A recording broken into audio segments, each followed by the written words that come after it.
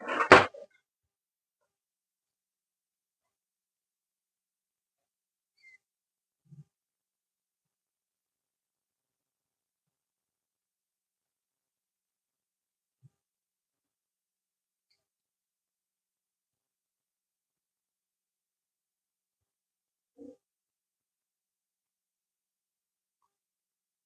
तो हेलो बच्चों, मैं आदित्य।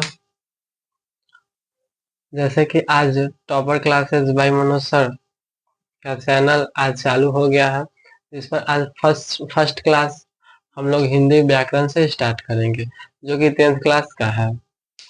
हिंदी व्याकरण में आज हम फर्स्ट चैप्टर वर्ण विचार पढ़ेंगे लोग। ये वर्ण विचार इतना इम्पोर्टेंट है कि मान लीजिए यहाँ से क्वेश्चन, जैसे कि कोई भी व्याकरण हो, व्याकरण में सब्जेक्टिव क्वेश्चन नहीं आता है, बस ऑब्जेक्टिव। लेकिन ऑब्जेक्टिव के लिए हम लोग को सब लेकिन ऑब्जेक्टिव के लिए हम लोग को सब्जेक्टिव का तैयारी करना पड़ता है। इसलिए वर्ण विचार से लगभग लगभग 8 ऑब्जेक्टिव क्वेश्चन आता है। इसलिए हमें वर्ण विचार को बहुत ध्यान से पढ़ना होगा, बहुत ध्यान से। और हम इतने बेसिक से पढ़ाएंगे, इतने बेसिक से पूरा मतलब शुरुआत से उठाए हैं, जिसको आप देखिएगा। जैसे कि आज बिहार दिवस भी है, बिहार दिवस की आप सभी को हार्दिक हार्दिक शुभकामनाएं। तो आखिर ये वर्ण होता क्या है? तो वर्ण उस मूलध्वनि को कहते हैं जिसका कोई खंड या टुकड़ा ना हो सके। वर्ण उस मूलध्वनि को हम कहते हैं जिसका कोई खंड या टुकड़ा ना हो सके।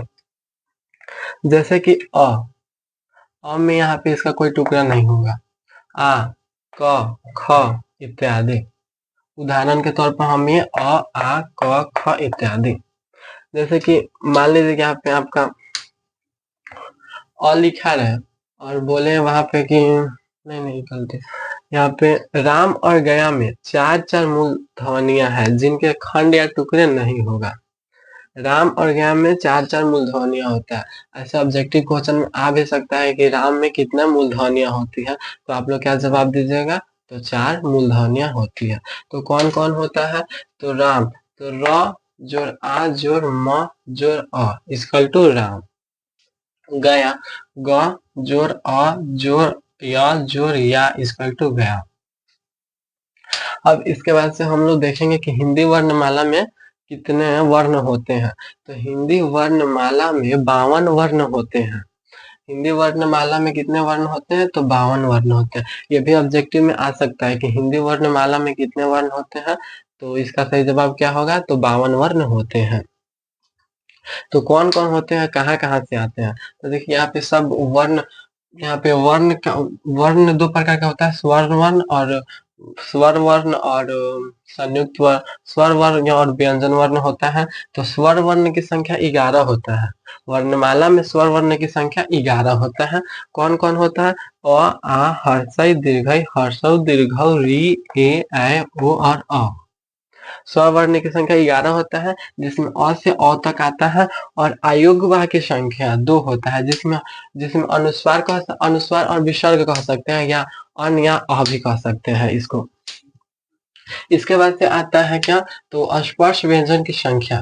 तो स्पर्श व्यंजन की संख्या 25 होता है।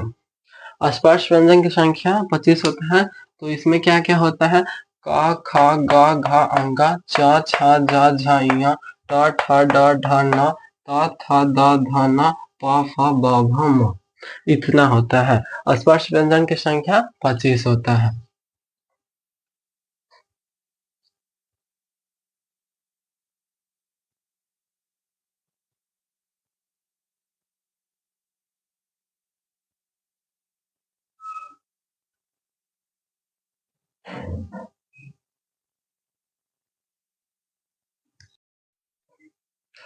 उसके बाद से आता है अंतस्थ व्यंजन की संख्या 4 होता है। य, र, ल, व। उसके बाद से आएगा उष्म व्यंजन की संख्या 4 होता है। तो उष्म व्यंजन किसे कहते हैं अभी बता दे रहे हैं, बाद में तो डिफिनेशन के अनुसार बताएंगे।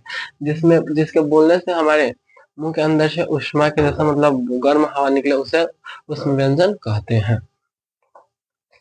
उसके बाद से संयुक्त व्यंजन की संख्या 4 होता है। छ, त्र, ज्ञ और श्र। संयुक्त व्यंजन की संख्या कितना होता है? तो 4 होता है, छ, त्र, ज्ञ और श्र। अब आया हिंदी के अपने व्यंजन की संख्या 2 होता है। हिंदी के जो अपने भी व्यंजन होते हैं उसकी संख्या कितना होता है? तो हिंदी के अपने व्यंजन की संख्या 2 होता है, ये याद रखिएगा हमेशा। उसके बाद से आएगा वर्णमाला। वर्णमाला होता क्या है? तो वर्णों के क्रमबद्ध तरीके को वर्णमाला कहते हैं।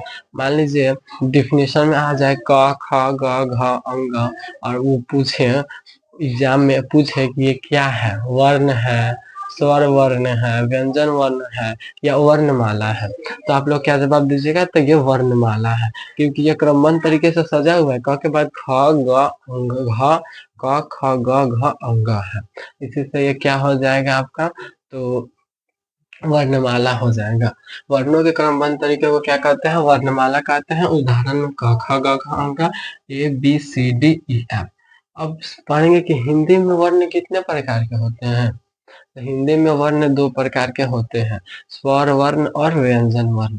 हिंदी में वर्ण कितने प्रकार के होते हैं? स्वर वर्ण और व्यंजन वर्ण। और अभी बता दें कि स्वर वर्ण किसे कहते हैं? तो वे वर्ण जिसको किसी की सहायता ना पड़े उसे उसे क्या कहते हैं? तो स्वर वर्ण कहते हैं।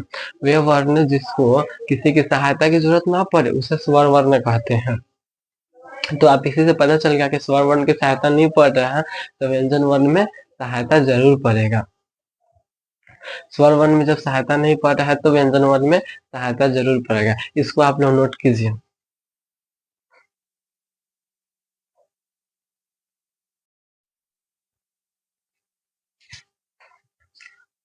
तो फिर उसके बाद से स्वर वर्ण।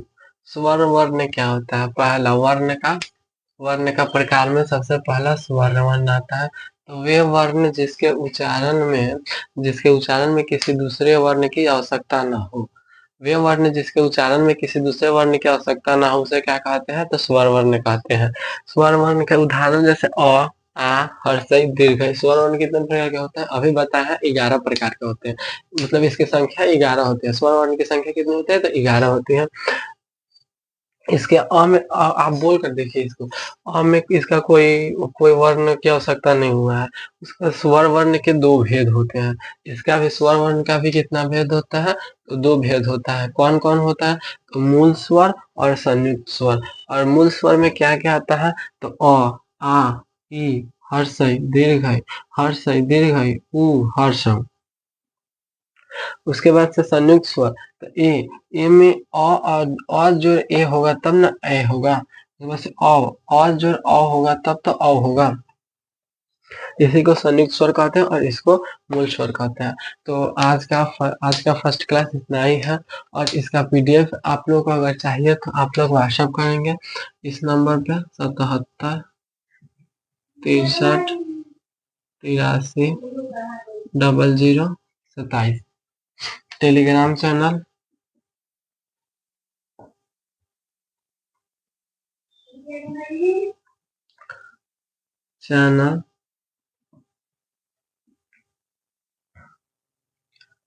Topper classes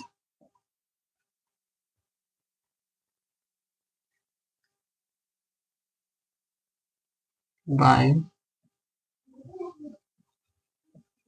Manoj sir.